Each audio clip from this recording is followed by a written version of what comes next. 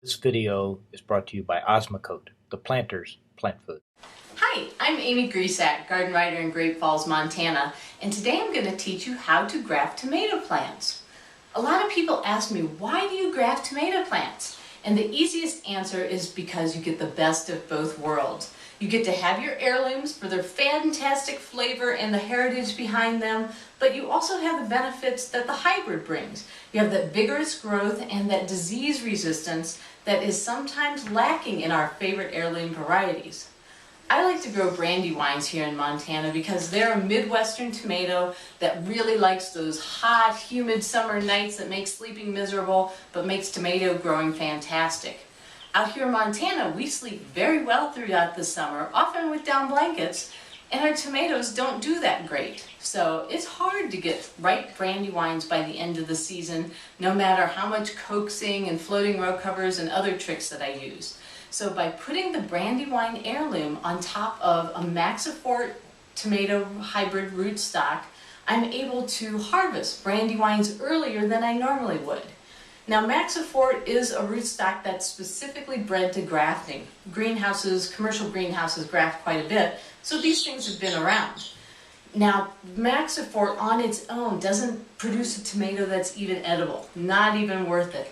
But when you graft a brandywine or other hybrid on top of it, you get this great growing plant with all the great things about the hybrid, but all that fantastic flavor and those other things that you love about heirlooms. To give you an example, these are both brandywines that I planted at the same time. This one was the traditional seed it, transplant it, just like I normally do.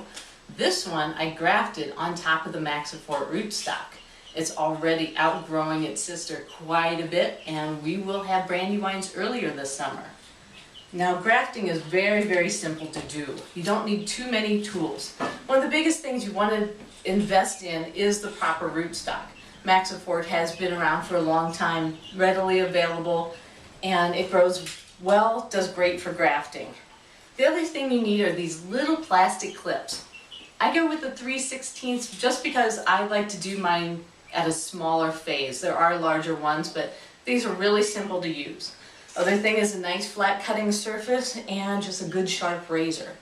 So when I seeded my plants, my rootstock and my heirloom, several weeks ago, I seeded them at the same time, so they would be about the same growth rate.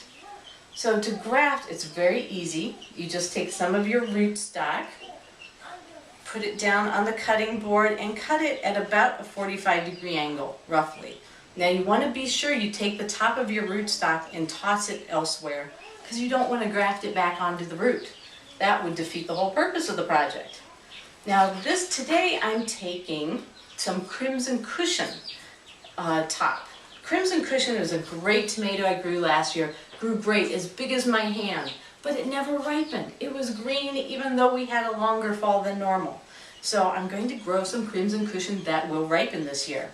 So I take my one that I'm using for my top, same thing, cut it at the same angle, and then just take my clip and put her on my base, and then slide the top right in it, making sure that they are connected as much as absolutely possible.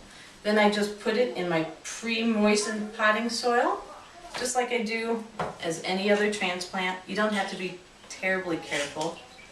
And there you go. A lot of times what I'll do too is put bags over each of them, just to keep that moisture in. And I'll set my grafts on top of my refrigerator because it's out of direct sunlight, but you want to kind of baby it. So you want to keep them moist, not oversaturated, out of direct sunlight. It's nice and warm on top of the refrigerator, so that's a good thing. In about 5 days or so, you can take the bag off and take a look to see how things are going and maybe miss them. And then about 7 to 10 days, you should be able to tell that they are growing well together, and you can remove the clip. And once you remove the clip, they're just like any other tomato, and plant it outside when it's ready to go, and you will have great tomatoes this year. So thanks so much, and happy grafting.